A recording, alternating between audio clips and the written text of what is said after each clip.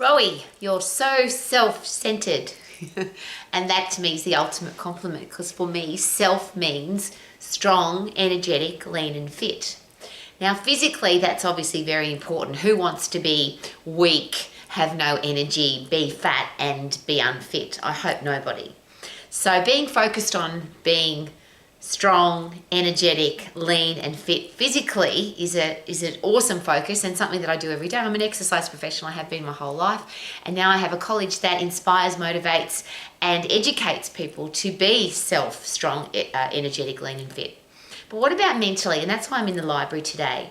How do you stay strong mentally? How do you have a stack of energy mentally so that you want to be creative, critical thinker, think differently, think outside the box? What do you need to do to be to be mentally energetic? What about how do you be lean? Because I don't want to have fat stuff in my brain. I don't want to have excess stuff in my brain that clogs up my brain. I want to make sure that my thinking is lean so that I can focus on the things that are important. And then how do I be fit? I want every system of my body to work effectively, which of course means my brain and my endocrine system. So how do you make sure that you are mentally strong, energetic, lean and fit? And that's why I'm in the library, because surely that starts with learning, or starts and ends with learning. If you stop learning, is it possible that your brain rots away? And I'm going to use a very personal example. My father could speak 7 languages fluently. He knew the Bible verbatim, so he literally could quote any text in the Bible. He was an incredibly intelligent man who lived an incredibly amazing life, lived all over the world and had lots of very horrible experiences and lots of life-changing experiences. But unfortunately, as he got older, and every so often he'd forget something, so he was raced off to the doctor, and the doctor said, you've got Alzheimer's dementia because you're over 80 now and you're forgetting stuff. Obviously, your brain's rotting away. So he stopped learning. They put him in a hospital bed in a room by himself, and there was nothing to keep his brain alive. There was the occasional television show, but if you've ever watched most television shows, they're pretty brain dead. So my father's brain rotted away really quickly, and I watched it happen. I was a teenager. And I didn't want that to happen to me, and I certainly thought, how and why did this happen? Can it be stopped? Because for me, because at the time, even though I was a teenager, I was already an exercise professional. Every cell in your body regenerates. So why can't your brain cells regenerate? And I was just told by the neurosurgeon that they just can't. Well, we now know, after 1999, where neurogenesis was discovered, brain cells can regrow, replace, get stronger and better.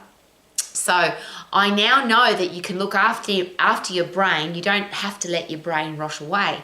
You can have a strong, energetic, lean and fit brain. So that's why I'm self-centered. So I'm all about learning every day to keep my brain alive.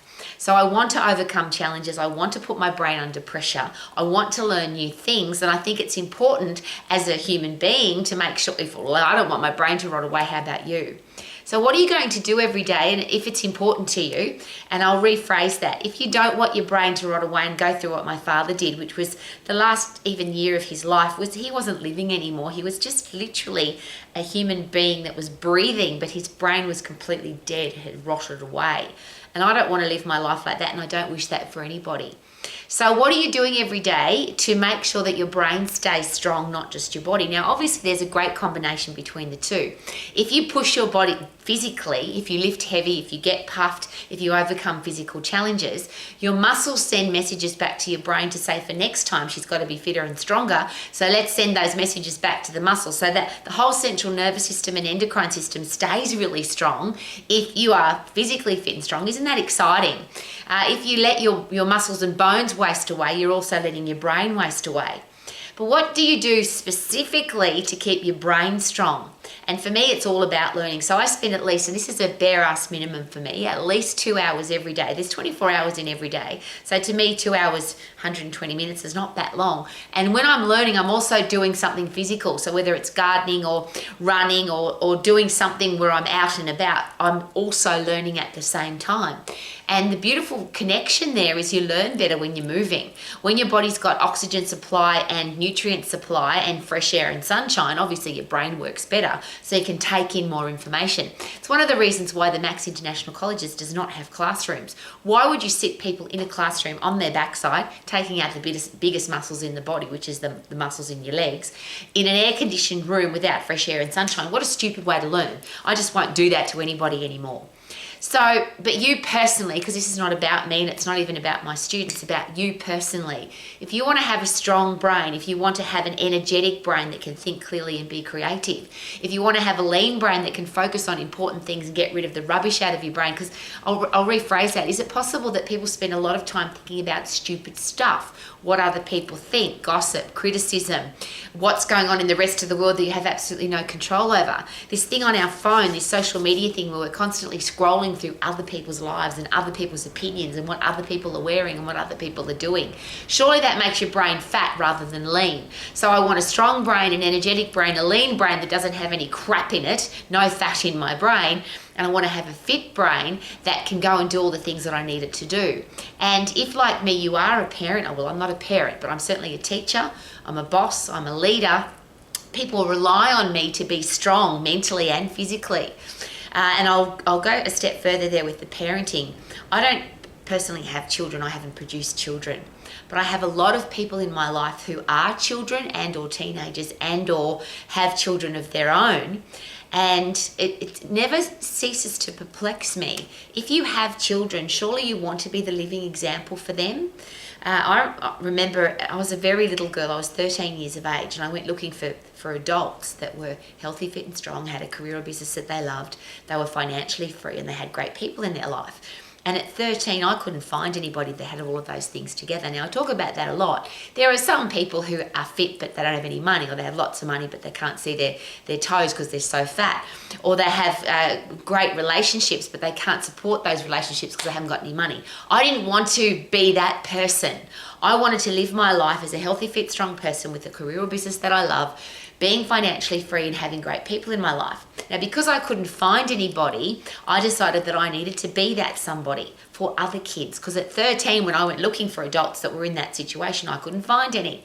So I've lived my life so that any person, a 13-year-old teenage girl, or any other person could look into my life and say, hey, that lady, she's healthy, fit and strong. She's got a career or business that she loves.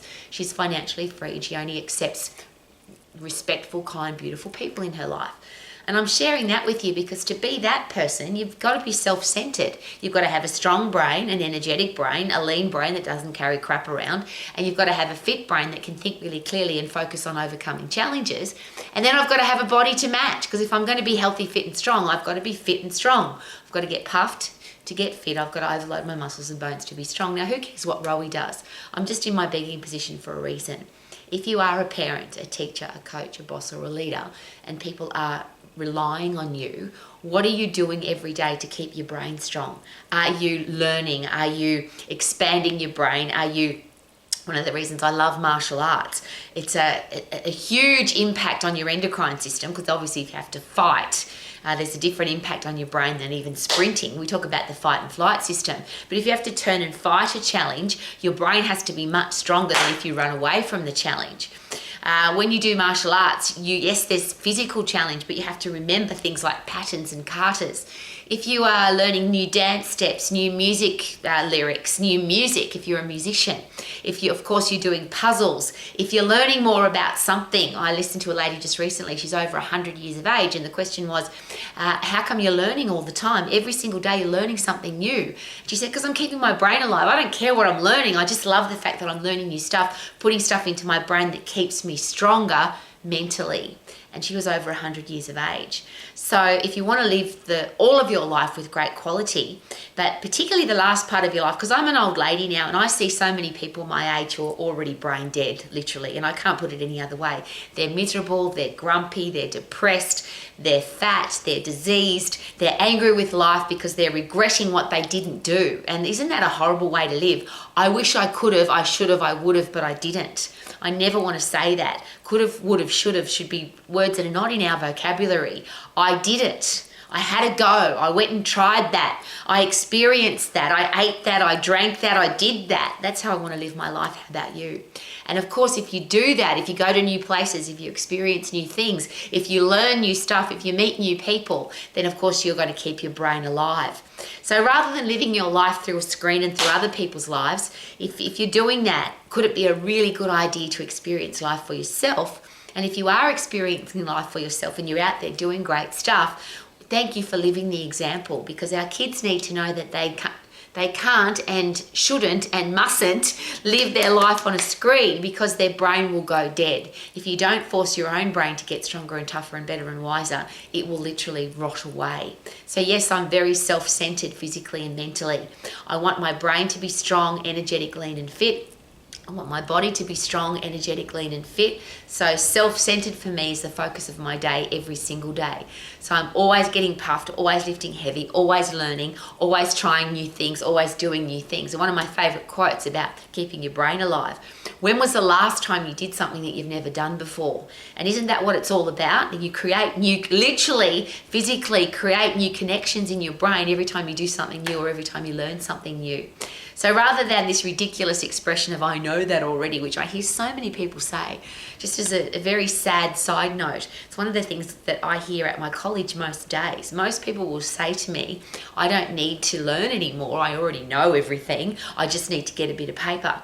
Now, they're the people that we don't accept into our college for that exact reason, because if you think you know everything already, if I say, "I know that already," what happens to my ability to learn more? Versus, "I don't know that," which is one of the reasons I always joke about this. I have blonde hair for a reason, I'm going to keep it. Because when you've got blonde hair, people treat you a little bit less, she can't be very smart because she's got blonde hair. Which means because I'm open to learning, and because I've got blonde hair, people are more likely to teach me. I'm constantly learning new things. And if I ever hear myself say, "I know that already," I always give myself an uppercut, because I don't know that. Even if I think I know it, what if I'm wrong? Is there a better way to explain it? Is there more that I should learn about that topic? So I want to have a strong brain, an energetic brain, a lean, no-fat brain, and I want to be fit and strong physically and mentally for the rest of my life. That's how I live my life to the max. How about you? Super duper do. Live your life to the max. Living my life to the max. Learn, laugh, puff, puff, lift. Woohoo!